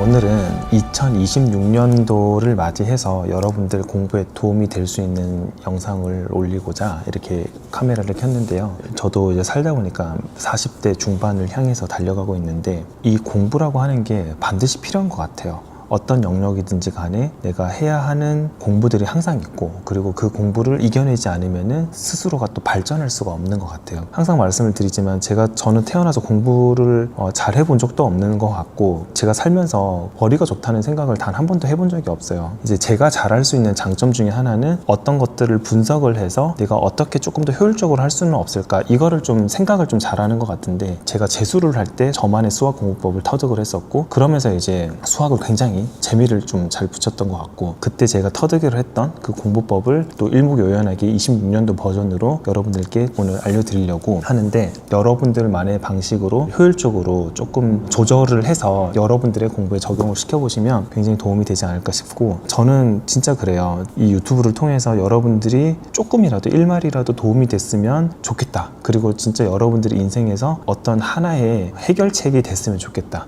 여러분들의 발전에 조금이라도 도움이 됐으면 좋겠다. 이 마음밖에 없습니다. 오늘 영상에서도 제 진심을 다해서 제가 아는 것들을 공유를 할 테니까 여러분들 하고 계시는 공부나, 그리고 또 다른 뭐 인생의 공부나 여러 방면으로 활용을 하시면서 여러분들께 도움이 되셨으면 저도 더할 나위 없이 기쁠 것 같습니다. 일단 처음에는 여러분들이 공부를 하기에 앞서서 지피지기면 백전백승이다. 나를 먼저 알아야지 공부를 잘할 수가 있어요. 그래서 저는 총 4가지 정도로 말씀을 드리고 싶은데, 공부를 잘하기 위해서는 이해력도 중요하고요, 그리고 문해력이 또 중요하고요, 그리고 집중력이 중요하고요, 그리고 암기법이 저는 중요하다고 생각을 합니다. 이 4가지 영역이 잘 고루고루 발달이 돼야지 여러분들이 공부를 하는데 훨씬 더 효율적이고 능률적으로 할 수 있다고 생각을 해요. 제가 다른 거는 괜찮은데 이 집중력과 암기력이 좀 많이 약하거든요. 지금도 마찬가지예요. 암기를 좀 잘 못해요. 근데 이것도 계속 연습을 하다 보니까 좀 암기를 좀 더 잘하게 되고 좀 더 효율적으로 할 수 있게 됐는데, 물론 암기만 잘한다고 이게 응용이 안 돼 버리면 안 되잖아요. 그렇기 때문에 이해와 문해력이 받침이 돼야 되고, 그리고 이런 공부를 하기 위해서는 이 집중력이라고 하는 것들도 없으면 안 되거든요. 그거를 뒷받침하기 위해서는 기록을 꼼꼼하게 잘 하셔야 됩니다. 그래서 여러분들 스케줄러 같은 걸 하나 만드시고요, 그리고 탁상 시계나 스톱워치 같은 걸 하나 준비를 해 놓으시면 좀 좋을 것 같아요. 내가 한 번에 할 수 있는 집중력이 몇 분 정도가 되고 기억력이 어느 정도가 되는지를 체크를 잘 하셔야 돼요. 그럼 그거 어떻게 체크를 하냐? 자, 1번은 집중력 같은 경우는 내가 책을 펴고 책상에 앉아서 공부를 하는데 스톱워치를 켜놓고 내가 몇 분 동안 다른 거에 또 한눈 팔지 않고 집중을 하는지를 한번 보시는 거죠. 내가 오늘은 15분을 집중을 한 거야. 그러면은 오늘 날짜에 오전에 몇 시부터 몇 시까지 한 15분 정도 집중을 했고, 다른 거는 뭐 못했다, 이런 식으로 좀 적어 놓으시고 약간 반성을 하는 느낌이라고 생각하시면 돼요. 그리고 2번은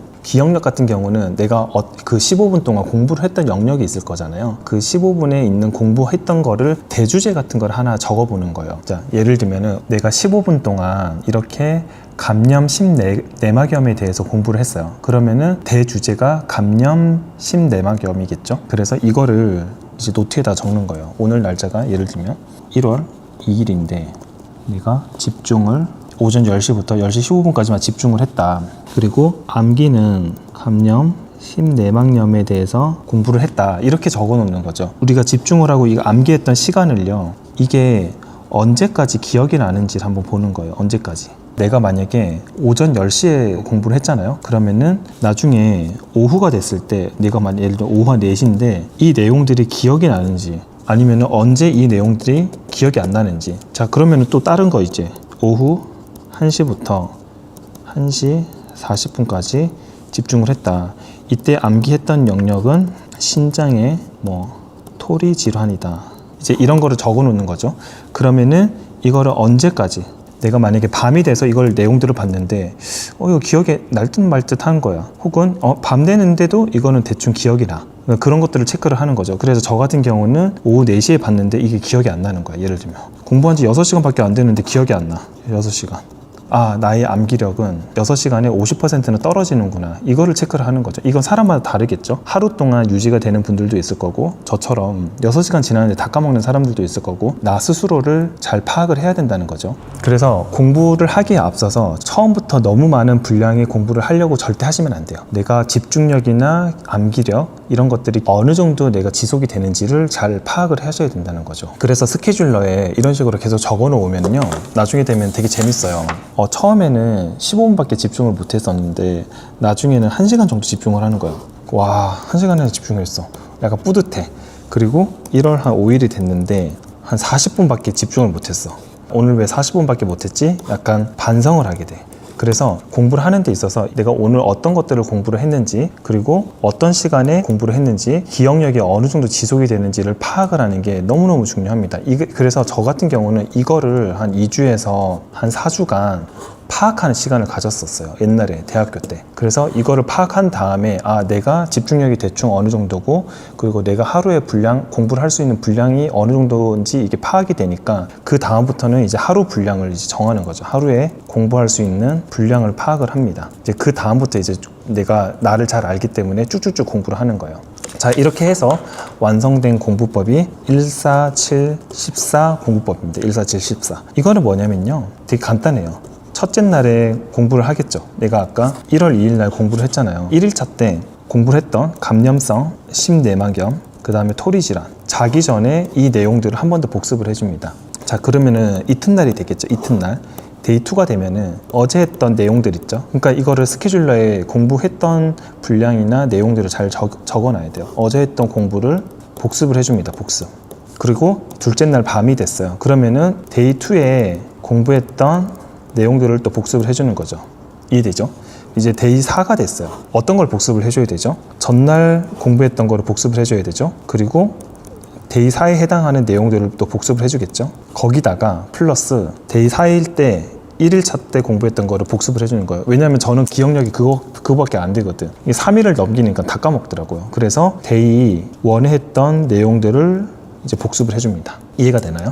자, 그러면은 데이 7일차가 됐어요. 데이 7일차가 되면은 당연히 전날 했던 거 데이 7일차 내용을 복습을 해주면서 데이 1일차, 데이 4일차를 같이 복습을 해줍니다. 같이. 이해가 되죠? 이제 8일차가 되면 어떻게 될까? 8일차가 데이 8이 되면은 전날 데이 8 내용은 당연히 복습을 해주는 거죠. 그리고 또 언제 걸 복습을 해줘야 돼요? 데이 2, 데이 5 내용을 복습을 해주는 거죠. 여러분들 어렵게 생각하실 필요는 없고 7일차가 됐을 때는 1사고요. 자, 8일차가 됐을 때는 마이너스 6이잖아요. 그 다음 마이너스 3만 해주면 돼요. 그러면은 데이 10일차가 되면은 마이너스 6 한 게 몇이죠? 데이 4 마이너스 3 한 게 데이 7 복습을 해주는 거죠. 이렇게 생각하시면 돼요. 7일차 때 데이 1, 데이 4를 복습을 해주고 14일차가 되면은 데이 1, 데이 4, 데이 7을 복습을 해주는 패턴으로 저는 공부를 한 거예요. 왜? 제 기억력이 그 정도 지나면서 다 잊어먹으니까. 이런 패턴을 가지고 공부를 했던 게 147, 14예요. 그럼 망각 곡선이 있잖아요. 망각 곡선이 있으면 이게 떨어질 때 다시 이렇게 복습을 해주면서 이거 올려버리는 거예요. 그러면은 이게 몇 번 이런 식으로 해주면 이게 장기 기억으로 쭉 가버리는 거죠. 147, 14. 이 복습법을 30일 정도만 해줘도 여러분들이 잘 체화가 돼서 오늘은 어떤 걸 복습을 해야지, 오늘은 어떤 내용으로 공부를 해야지, 이런 것들이 좀 생길 거예요. 그래서 제가 만들었던 공부법이 147, 14 공부법입니다. 자, 그리고 이제 제가 예전에 또 말씀을 드린 적은 있는데 형광펜 공부법이라는 게 있어요. 이게 뭐냐면 그 형광펜을 저는 이제 4개를 이용을 해서 큰 이렇게 목차에 관련된 거는 저는 초록색으로 표시를 했어요. 세포벽에 작용하는 항생제는 페니실린이랑 세팔로스포린이랑 그리고 반코마이신이 있구나. 이렇게 크게 보이도록 초록색 형광펜을 이용을 해서 칠을 했어요. 노란색 형광펜 같은 경우는 제가 중요하다고 생각하는 거 있죠. 거기에다가 이렇게 노란색으로 칠했습니다. 그래서 중요도가 있는 그런 내용들에 대해서는 노란색 형광펜으로 했다. 그래서 나중에 만약에 시간이 없을 때는 노란색 형광펜 위주로 이렇게 쭉 보겠죠, 제가. 그리고 핑크색 형광펜, 여기에 보면은 이 페이지에서는 핑크색으로 그냥 적어놨는데, 이 핑크색 형광펜의 용도는 내가 나중에 시험 전날이다 하면은 핑크색만 보는 거예요. 그러니까 중요도가 노란색보다 더 있다. 그리고 내가 노란색들을 외웠는데 잘 안 외워진 부분들은 이런 핑크색으로 적거나 혹은 이렇게 핑크색 형광펜으로 표시를 해서 이 페이지를 봤을 때 핑크색만 딱 보게. 이해가 되시나요? 내가 시간이 없을 때 전날 복습을 해야 되면은 무조건 핑크색은 꼭 봐야 된다. 요 정도 느낌으로 이제 핑크색 형광펜을 칠했습니다. 그래서 요약을 하면 초록색은 목차, 그리고 노란색은 중요한 거, 그리고 핑크색은 이 페이지에서 외워야 되는 그런 내용들만 이렇게 칠을 해놓거나 이렇게 메모를 해놓는 습관들을 길렀습니다. 주황색은 제가 2회독을 하거나 3회독을 했을 때 그래도 조금 더 중요하거나 몇 번 공부를 더 해보니까 이거는 진짜 더 중요한 내용이다 하는 것들에 대해서는 주황색 형광펜을 이렇게 썼습니다. 그러니까 주황색은 노란색보다 조금 더 중요도가 있는 거고, 그리고 뭐 이런 것들 잘 안 외워졌던 부분들, 이런 것들은 이제 주황색으로 칠했습니다. 이제 여러분들이 이제 암기를 하게 되면은 그냥 무작정 이렇게 외우시는 분들이 있어요. 제가 일전 영상에서도 말씀을 드렸는데, 암기를 하기 위해서는 내가 이 책을 썼던 저자와 대화를 하는 느낌으로 외워야 되는데, 그냥 무작정 이렇게 돌진 이렇게 하면서 책에다가 완전히 내가 파묻혀 버리면은 절대 외울 수가 없어요. 그래서 여러분들 암기를 하기 위해서는 Y라는 거를 항상 생각해야 돼요. 왜?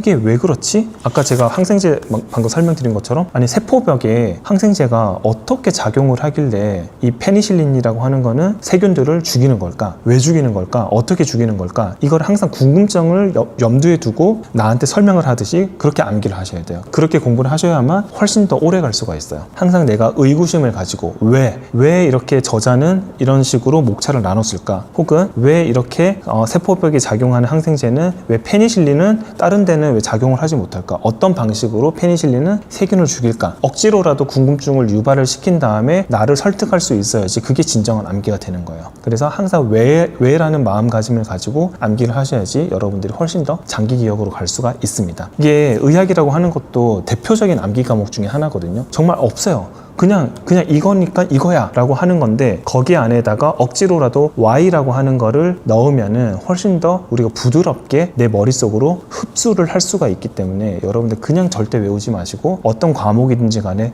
왜라고 항상 붙여보세요.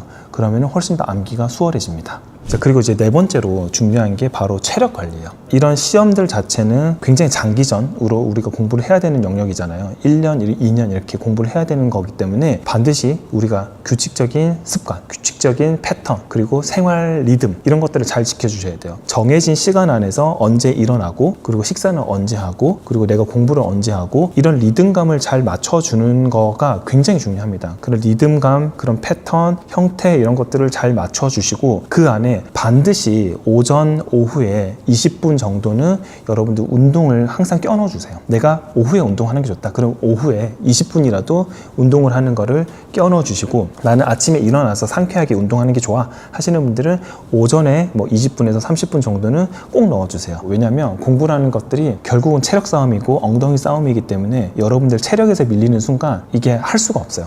우리가 공부를 하다 보면은 눈도 피로해지고, 어깨라든지 이런 가만히 앉아서 이렇게 공부하다 보면은 근육도 강직이 되고 이제 좀 뻣뻣해지고 하기 때문에, 여러분들이 중간중간에 스트레칭이라든지, 그리고 이런 이제 유산소 운동이라든지 이런 것들을 넣어줘야지 여러분들 근육도 그렇고, 그리고 혈액순환도 그렇고, 눈의 피로를 조금 경감시켜 줄 수 있는 규칙적인 운동은 정말 필수입니다. 저도 굉장히 많이 도움을 받았던 것 중에 하나가 뭐냐면, 공부를 할 때 잠도 부족하고 맨날 피곤하잖아요. 피곤할 때는 비타민 먹는 거 있죠. 비타민 B하고 비타민 C하고 이런 것들을 꼭 잘 챙겨 드시는 거. 그리고 이제 비타민 C도 고형제나 젤리라든지 그런 비타민류 같은 경우는 그런 제형을 만들기 위해서 여러 가지 첨가물들이 많이 들어가게 돼요. 어떤 비타민 C 제품이 있는데 그게 총 한 1300ml예요. 1300ml인데 그 비타민 함량은 1000ml인 거야. 근데 30%가 그러면은 그 고형제를 만들기 위해서 들어가는 첨가물인 거야. 1300ml를 내가 하루에 2번씩 먹으면은 첨가물만 600ml를 먹게 되는 거예요. 나는 비타민 C만 먹고 싶은데, 그래서 저는 비타민을 먹을 때는 약간 분말 형태로 된 거를 나누어서 드시는 게 훨씬 더 좋다. 첨가물은 가급적이면은 드시지 말자. 우리가 이제 공부를 하다 보면은 여러 가지 뭐 피로도라든지, 그리고 뭐 피부라든지 이런 것들도 굉장히 좀 잠을 못 자고 하니까 푸석푸석해지고, 그리고 좀 피곤해지고, 좀 얼굴도 좀 다크서클도 좀 내려오고 하기 때문에, 여러분들이 이제 피부 관리도 할 수 있는 한에서는 우리가 바르는 보습이라든지 이런 것들도 잘 해주시고, 바르는 여러 가지 화장품들도 마찬가지거든요. 그 화장품의 텍스처라든지 이런 것들을 만들기 위해서 여러 가지 첨가물들이 많이 들어가요. 부가적인 첨가물이 없는 그런 순수 비타민 C 제품들을 좀 바르시는 거를 좀 추천해 드릴게요. 디펜시옥스 같은 제품을 바르시면 도움이 많이 되겠죠. 자, 그래서 우리가 규칙적인 식사와 그런 패턴들, 운동, 그리고 바르는 거, 그리고 먹는 비타민 영양제들 이런 것들을 또 잘 챙겨 드시면은 여러분들 공부를 하는 데 있어서 굉장히 체력 관리나 이런 데 도움이 많이 되기 때문에 추천을 좀 많이 드리는 편입니다. 그리고 이제 마지막으로 5번째는요. 나를 향한 믿음이 있으셔야 돼요. 제가 되게 좋아하는 사람이 있는데 페이커라고 아시죠? 굉장히 잘하더라고요. 페이커는 진짜 세계 챔피언이잖아요. 근데 그 친구가 했던 말이 있는데 굉장히 인상이 깊었어요. 어떻게 자신을 이겨냈냐는 질문에 우리가 모든 것들은 불확실하다. 내가 어떤 일을 하든 어떤 사업을 하든 어떤 공부를 하든 어떤 뭐 게임을 하든 모든 미래는 불확실한데 결과는 아무도 예측을 할 수가 없기 때문에 우리가 컨트롤할 수 있는 거는 과정밖에 없다. 그래서 나는 결과보다는 과정에 무조건 집중을 했다. 과정이라고 하는 거는 내 자신만 컨트롤을 해가지고 하면 되는 거니까 그 과정에만 충실하면은 나는 무조건 결과가 잘 나올 거를 믿고 있었다. 라는 얘기를 하더라고요. 그래서 굉장히 저랑 좀 비슷한 생각이었는데 제 자신을 컨트롤하기 위해서는 미래에 대한 그 불안감을 없애야 돼요. 근데 대부분의 사람들이요 그 집중력을요 미래에 대한 불안감으로 50% 이상 날리는 그런 경험들을 많이 하고 있거든요. 결과는 누구든지 예측할 수도 없고 결과를 내가 어떻게 조작을 할 수가 없어요. 근데 하지만 100% 나의 힘으로 컨트롤할 수 있는 거는 과정밖에 없거든요. 과정에 집중하다 보면은 결과는 무조건 잘 따라온다. 그리고 여러분들이 올바른 방법과 매일매일 규칙적인 그런 패턴을 가지고 연습을 하시다 보면은 여러분들이 무조건 좋은 결과가 나온다는 그런 믿음을 가지고 공부를 하셔야 됩니다. 그래서 오늘 결론은 여러분들께 굉장히 많은 것들을 말씀을 드렸는데 하루아침에 이거를 100% 마스터하라고 하는 내용들은 아니에요. 근데 하지만 제가 아까 말씀드렸던 나를 파악하고 연습하고 그리고 나의 기억력이나 공부가 어느 정도 되는지 그런 것들을 파악하는데 거의 한 달 정도는 무조건 걸려요. 그래서 다른 거 절대 하지 마시고 내가 지금 당장에 어떤 공부를 해야 되는 게 엄청 많더라도 30일 동안만 나를 파악하고 분석하는 시간을 가지시면은 여러분들이 그 뒤에 둘째 달, 셋째 달 이후에서는 훨씬 더 빠르게 남들보다 효율적으로 갈 수 있기 때문에 한 30일 정도만 제가 말씀드렸던 공부를 여러분들께 조금 응용을 해서 적용을 한번 시켜보시라는 거. 아까 제가 말씀드렸던 이런 그 스케줄러 있죠. 스케줄러에 이제 적어놓은 거를 30일. 그럼 이제 이게 한 30장 되겠죠? 30장을 보면서 바뀐 나를 보면서 또 자신감도 좀 찾으시고 그 30일이라고 하는 시간 동안 나를 이겨내는 시간으로 한번 만들어 보셨으면 정말 좋겠다라는 바람을 가지고 오늘 영상을 또 만들어 봤습니다. 너무 거창할 필요도 없고요. 너무 큰 목표를 가지실 필요도 없고 그 30일 동안 나를 사랑하고 그리고 나를 분석하고 그리고 나를 알아가는 과정으로 생각하시면서 그 시간을 한번 타이트하고 그리고 또 재미있게 한번 써보시면은 여러분들 인생에서도 정말 큰 날개가 될 거라고 생각을 하고 저도 옛날에 공부를 할 때는 또 이런 모습으로 또 알아갔고 그리고 또 다른 뭐 시험이나 다른 이제 사업이나 어떤 일들을 하게 될 때 또 저를 또 알아가는 그런 훈련이나 연습들이 또 필요하더라고요. 이런 것들을 잘 접목시켜서 여러분들이 또 연습을 많이 해보시면은 나중에 또 30대, 40대, 50대가 됐을 때 굉장히 또 유용하게 쓸 수 있는 도구가 될 거라고 생각을 하면서 자신을 꼭 믿으시고 여러분들 할 수 있다 자신감을 가지시고 또 26년도도 도전해서 쟁취할 수 있는 한 해로 만들어 나갔으면 좋겠습니다. 진심으로 여러분들 응원 드리면서 오늘 영상 마무리하겠습니다. 파이팅!